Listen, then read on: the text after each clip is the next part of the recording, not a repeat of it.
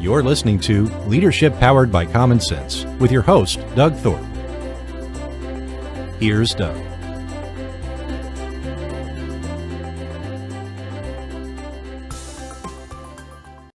Hello again, everyone. This is Doug Thorpe, and you're listening to another episode of Leadership Powered by Common Sense. Today, we're going to talk about the ever-present topic of risk. If you're going to run a business, risks are going to come and go. And the big challenge as a leader is, how do you manage those risks, both for the good of the company and for your own health and well-being, to stay ahead of everything? My guest is a gentleman named Stephen Halasnik. He's got a lot of experience in that area. He is a multi-time entrepreneur. And we're going to get him to enlighten us and open this discussion. So, Stephen, welcome to the show, man. It's great to be here. Thanks for inviting me. Yeah.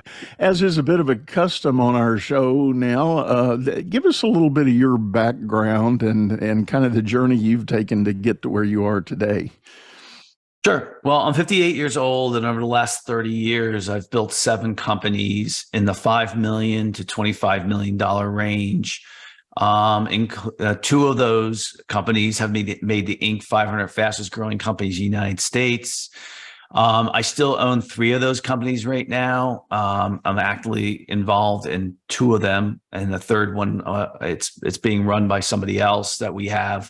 And so they're both of those 2 of those companies are $25 million companies each, and then the other one is just a commercial real estate business. So I've had a variety of different businesses.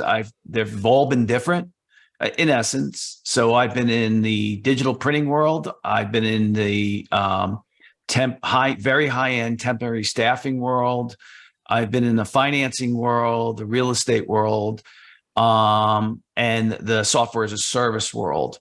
And so my expertise has always been in running businesses. I really don't care what type of business it is. In essence, I usually like B2B type of business. And lastly, so for those of you who are wondering, so I wouldn't exactly say I've never had a failure in a business. I've had businesses that have run their course. And we can kind of get into that as we talk a little bit more today about risk. Yeah. Just curious, had you done anything in the corporate world prior to doing all this, or were you kind of a natural entrepreneur? Yeah. So I worked for Xerox for 8 years when I first started. At the age of 17, I always thought that I would have my own company eventually. And I thought I'll work for a big company and then go work then I have my own company. I loved working for Xerox. It was, for those of you who are younger, Xerox was the Google of its day. It had really incredible people working there. I loved my job. I was promoted 5 times in 8 years. I was one of the top sales reps in the country for Xerox. But at the age of 30, I was ready to move into management, and there was a recession going on, and a lot of the older people who were potentially going to get laid off were getting the jobs that I wanted. It was a time for me to make a decision about going into my own business at the time. And my wife and I, we were getting married, and we decided that was the right time for me to start my own business. So I actually worked for Xerox for 1 year, for my last year, without them knowing it, while I started my other company. So I worked from 7 a.m. till 1 for Xerox, and then from 1 till 9 at night at my other company, the company I started. Yeah. Yeah. Back in the day, we called that moonlighting, but yep. I don't think people talk about it. They talk about side hustle now. Well, side hustle, but honestly, a lot of people don't want to put that type of time in. Right. They really don't. So right. That's so true. Well, let's lean into the key focus area that I teased out at the start, this idea of managing risk. There are many, many different kinds of risk that businesses face and the owners who run them. Tell us a little bit about your experience or your, for all those companies, what have you learned about the presence of and the challenge in managing risk? Well, I mean, there's a lot to it. And I think it's been one of the reasons why I've been able to be my own business owner for 30 years is because I've been able to manage risks really, really well. The first thing is what I've noticed with myself, and I know lots of other business owners, and and what I notice about myself is that I will take time out of my business on a weekly basis to think strategically, to plan, to get to have a clear understanding of how we're doing as a company. And a lot of business owners are so busy working in their business that they don't work on their strategic plan. They don't work on their knowing their numbers. They don't work on being able to step away and look on the business instead of kind of going. So, I always did a really good job of having a pulse of what was going on in the industry, how we were doing, and not making a huge gamble without really trying something out. So so I think it's really important for you to do that, where you don't go from 0 to 100 so quickly in a business, that you take these baby steps, and that's managing risk. You don't put all your eggs in one basket, so to speak. You manage your risk. You see, the most important thing about a business is first thing, in order to build it, you got to get sales, right? In order to get sales, you have to know how to acquire clients inexpensively. If you can't do that, you really you can't learn, because there's just so much reading, there's just so much observations you can make, and you can't really get into a business unless you are working with clients. You see what they're asking, you get to see what competition you're up against. And so so my expertise has always been marketing, lead generation, getting clients to come to my companies. Also, just so we were clear, 2 of the 5 companies I started, I have a business partner with. The two of the 3 I own right now, I have a great business partner. The other businesses I have had no business partner. So in this particular case, what I'm talking about is my expertise has been, how do we figure out if the idea of the business that I'm running is going to get clients? And that's the number one thing that I've always been really, really good at. Even if it meant putting up a fake website, like a website with a product that we do not have yet, right?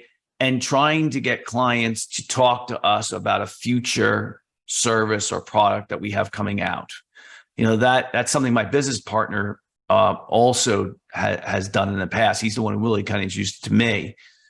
But most people think, oh, it's the product and service which is the most important. So you go out and you spend all this time on a product, you spend all this time on potentially delivering having a service, and you don't spend any time on acquiring clients. And with small businesses, a lot of times it's the owner knocking on doors. I don't even know if we do that anymore, but but I'm just using that loosely. Right. And so go ahead. Well, I agree with you. And I have told this story on this show in the past, that one of the experiences I had at the turn of the century, if you will, that I was working in the mortgage finance world, and there was a phenomenon that kind of hit the street, and everybody seemed to get pretty energized about it. And that was the idea of outsourcing back office function for mortgage lenders. And because that was, for each individual mortgage company, that was a heavy overhead. And so it was a CapEx kind of a decision on how big you build that back office team, but volume came and went. It rose and fall based on what interest rates are doing and other things going on in the market. So if you invested large in that back office and then your volume went down, you're sitting there burning cash, paying for those people. So anyway, the phenomenon that kind of caught wind because it was brilliant on paper was to have a service company, third party, that could do all that back office work. So the mortgage company didn't care, what their volume was. Well, they did care what their volume was, but they weren't burning cash if it was low.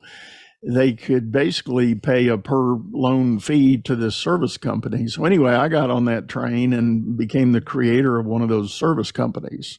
And there were about 6 of us that emerged across the whole U.S. market. And we got some big, I'll call it institutional money to back the play.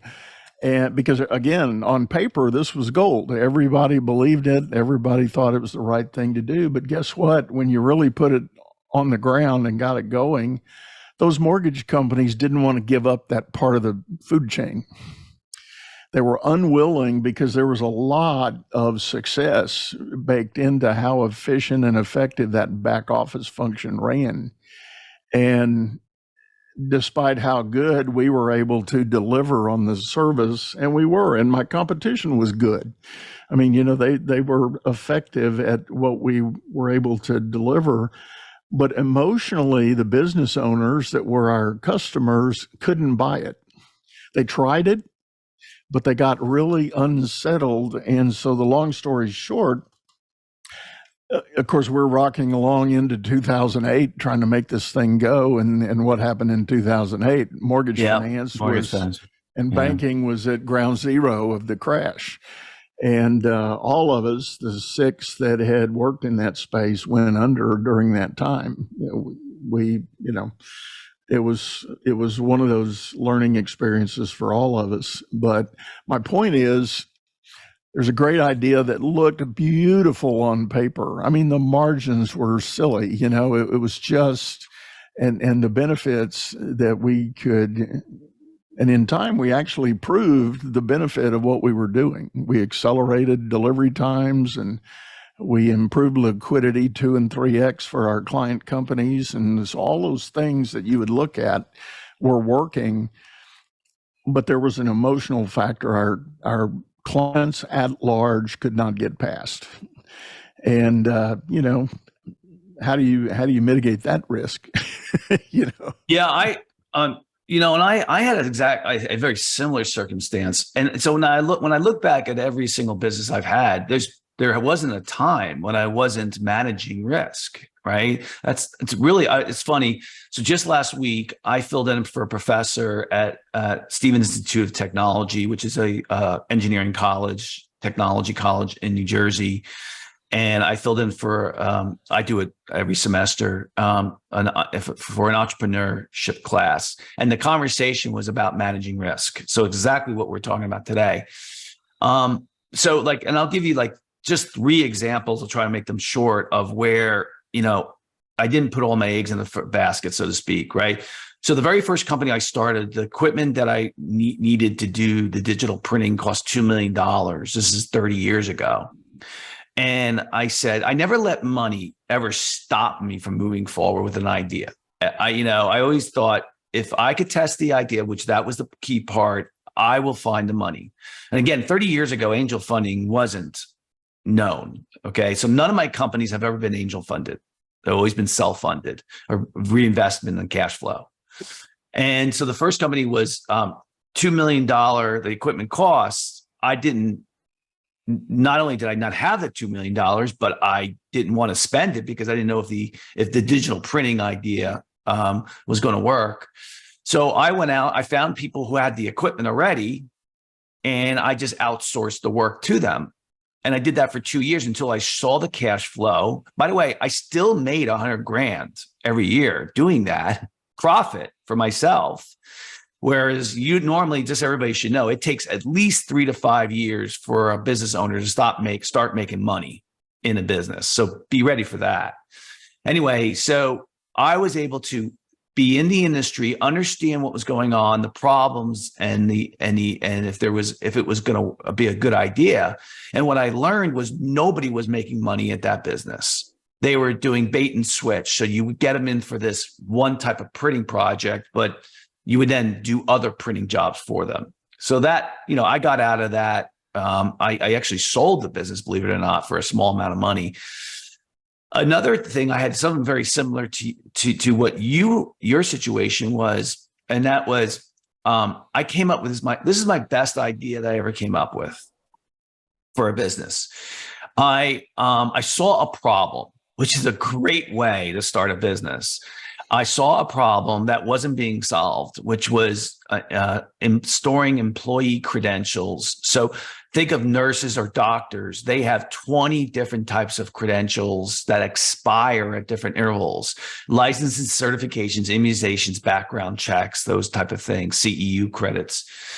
And I when I looked into it, I found that that the way that people were keeping that information updated at hospitals and long-term care facilities was through an Excel spreadsheet.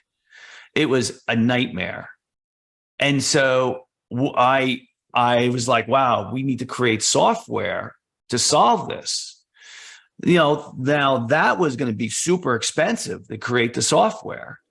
And luckily I found a friend whose software did something very similar. And he just made a few, like this, we're talking about $1 million in development costs for software. He didn't charge me anything. All I did was give him 25% of what we made.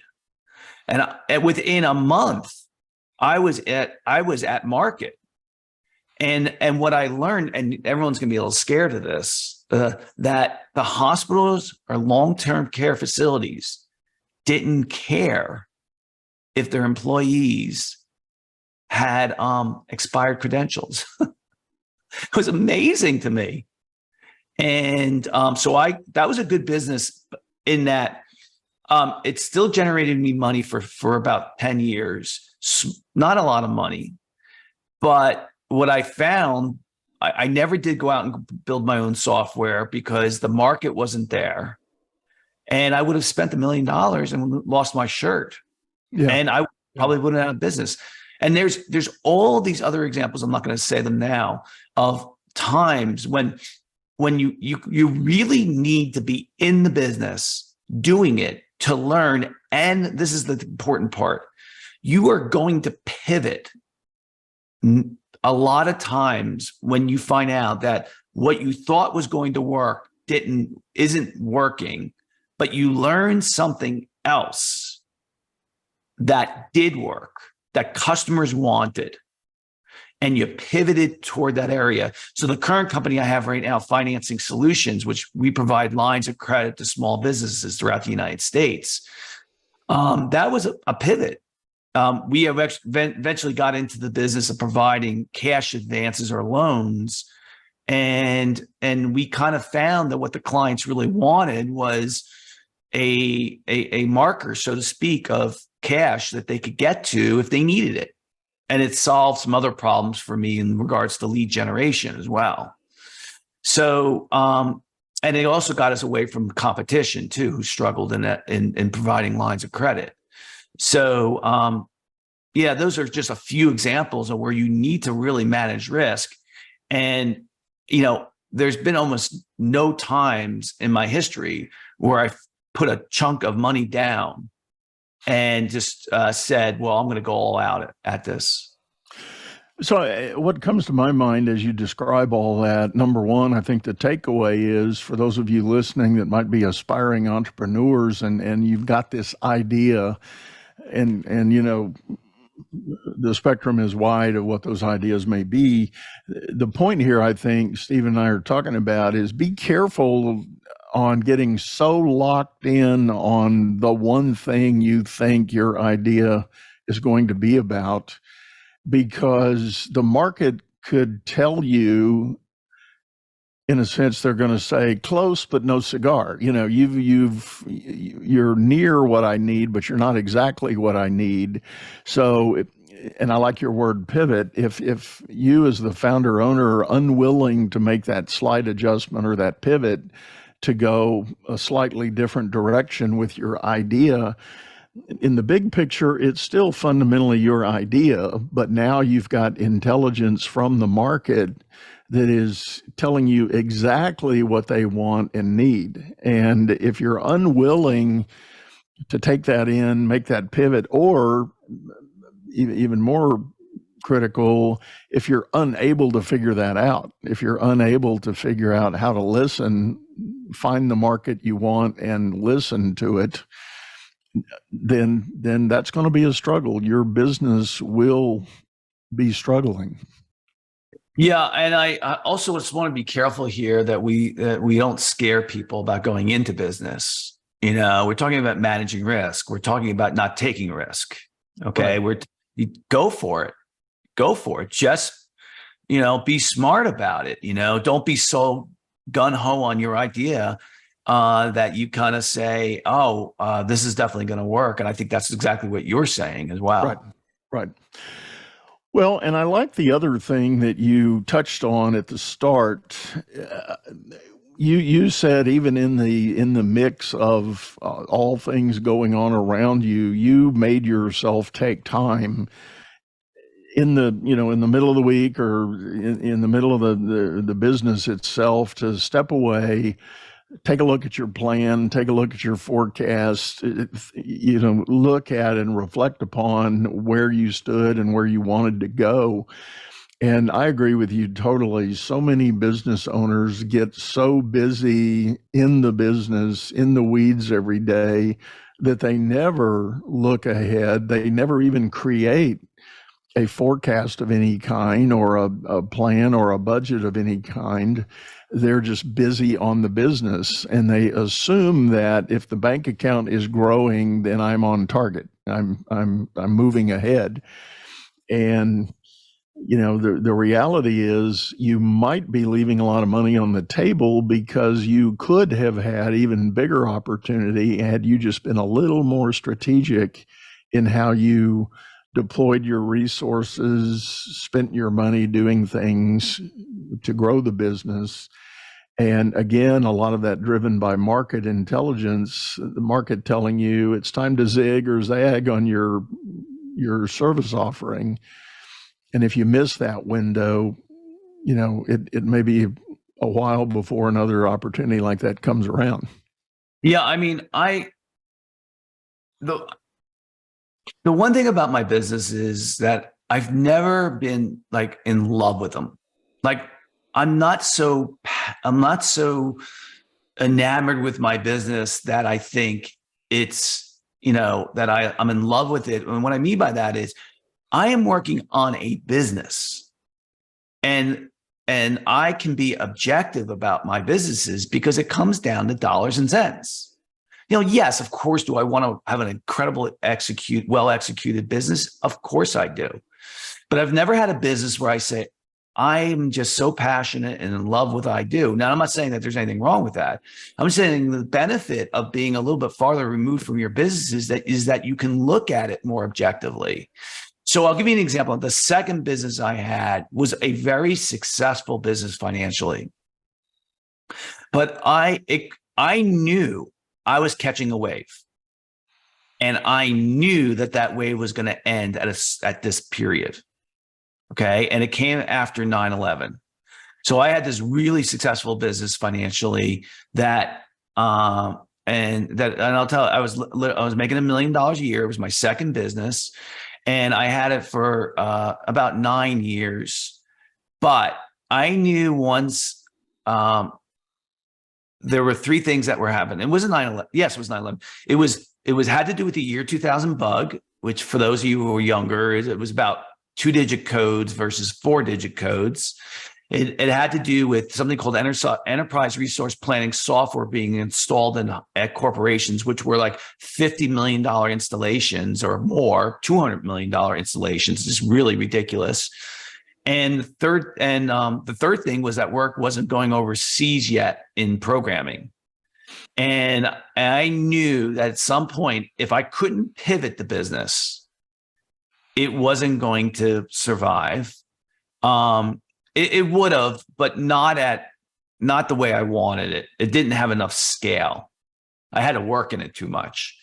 And then when that was 9/11 came, ERP kind of stopped being done. Year 2000 bug was solved, and work went overseas.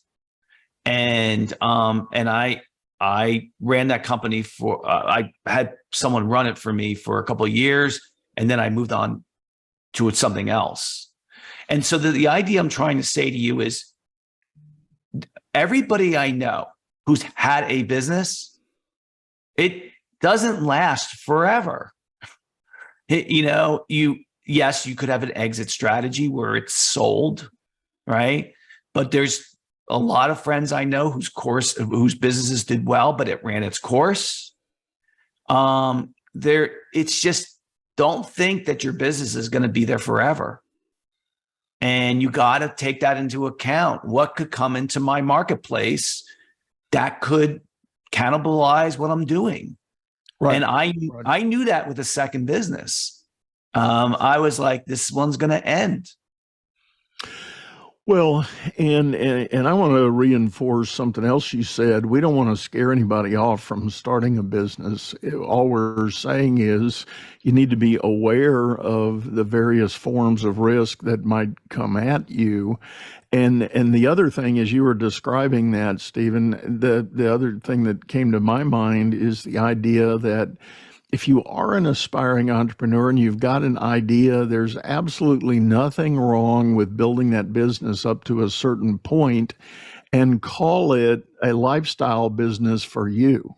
Yes. If you get your business cranking, I'm going to pick a number just randomly, $300,000 net take home for you every year, and that affords you and your family all the amenities and lifestyle you want, you don't have to have the pressure of 2Xing or 3Xing that business.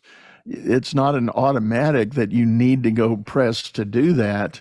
But what we are saying, that if you've got that opportunity and the business may be scalable to do a 2X or 3X kind of growth curve, then you are going to have, as the leader of that business, you're going to have to make some pivots on your own, thinking about how you're doing that. For instance, you might need to create a bona fide leadership team in the company. You may need to get one or two other people to offload some of the things you've been doing day to day, because on the one hand, there's no point in making that kind of money and being a ghost to your family and friends. Because, 5-10 years later, if you do your exit and you bring home this giant paycheck, everybody's going to say, who cares? Who are you? Yeah. And I've seen that happen quite a bit. Yeah. So the three businesses I have right now, so one is going to be very sellable. It's going to be sellable, and we plan on selling it.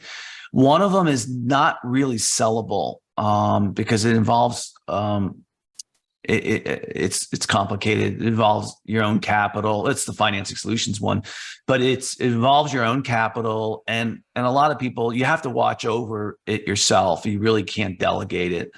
But that's a business that I only need to work in 2 to 3 hours a day. And so I plan on staying in that business till I'm 80, at least, in my 80s or whatever. My business partner and I are like, this is just something we can keep us busy for 2 to 3 hours a day, and then we can do our other parts of our lives.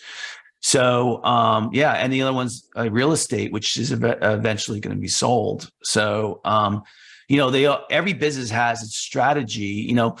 I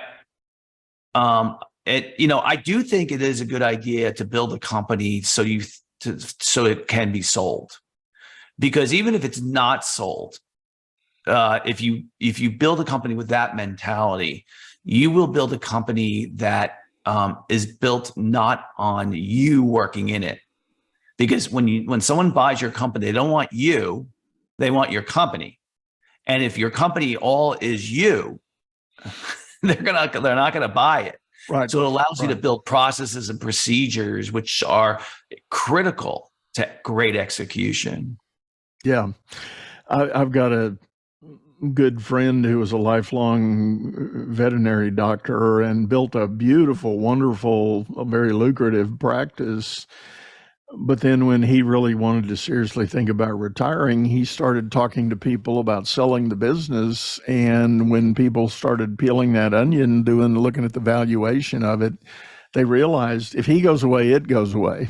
Of course. And so guess what the market value of that business is? Fundamentally zero. Terrible. And it's like a 1X. They're going to pay you for 1 year because you're going to get some extra clients. That's what they're paying you for, is those customers. Right. You know? Right. But even at that, most of the people that are acquiring those kind of businesses know that those customers are incredibly volatile. When their favorite doc goes away, they go away and they go looking for somebody else. Yep. So, I mean, there are some roll-ups in that space that have worked for sure. I mean, Banfield's done very well in that space, but the point being, and I want to get back to what you said, when the owner is too much a part of the business, you really minimize that transactional value at the end. You've really got to be careful. And I like your caution to people to have the mindset to build the business to be a business that is not dependent on you. I tell my clients, are you at a place in your company, can you disappear for a month and it still operate? Yes. And a lot of times the answer is no. And then I say, well, we got some work to do. Yep. We've got some things to look at and potentially change in your business so that we can set you up. Now, that's not to say you're automatically going to do that all the time, but the point is your business sustainable without you being there for an extended period of time? Well, keep in mind that if you get sick too, if you're out for a month and listen, I'm a planner, and, I recently had something that completely caught me by surprise, not in business, but in my personal life. My wife passed away 2 years ago unexpectedly. And I'm still struggling, and as you would imagine, and I was married for 26 years. And I would tell you that, I'm so good at managing risk that, I really do not, do good with uncertainty. And the thing that I'm having to work on right now, with my grief counselor is getting used to the idea of uncertainty. And it's a big shock and a change because I'm so professionally used to managing risk. Now, listen, I'm not talking about managing risk so that you have 100% chance of something happening. I'm talking about reducing the risk of failure. That's what I'm talking about. So, to me, planning, having a strategic plan, and I'm not talking about business plan. I'm talking about a working business plan that you're constantly updating and looking at. You have KPIs on there and stuff like that. You do those things to reduce the chance of failure. Because if you do more of these little things that are, smart, you reduce the risk of failure. Hiring the right people, having having a job description, having measurements so if they're doing a good job or not. All these little things reduce the chance that your business is not going to do well. And I think planning is a big part of that.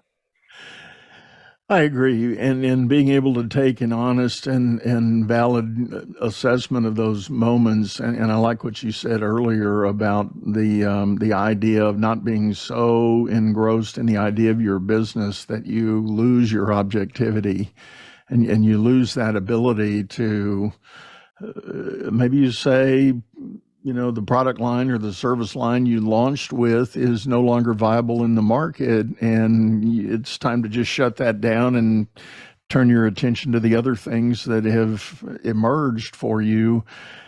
Some entrepreneur founders have trouble doing that. It's like, no, that was my first child and I'm not going to give them up, and I'm not, I did have a business like that where I did have a business coach, and she and I agreed that the business was losing money, and we were going to give it up to a certain amount of money before we said we're going to pull the plug.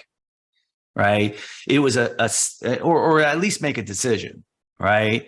And by the way, when I got to that point, we decided to go a little bit more, not much. And the whole industry turned. And that business was one of the companies that was on the Inc. 500 fastest growing companies in the United States. We went from 1 million to 3 million to 5 million to 7 million to 11 million. And by the way, it went back down. But that's not when that was one of the businesses where I got in at the top of the industry and it went down. And then I rode the wave back up. And then so it's just, it's about, making, this is the thing, the likelihood that you're going to, listen, if I hadn't done so well in the second business with how much money I had made, I might have been able to go, I might have had to gone back into corporate America again. And then what was interesting is my sister said to me, I said, I can't believe I have to go back out to corporate America again. I really don't want to do that. And she said, Stephen, there's no reason you can't go back out and own your own business again after you work for corporate America again. And boy, that took the pressure off me when she said that. Yeah. Good word.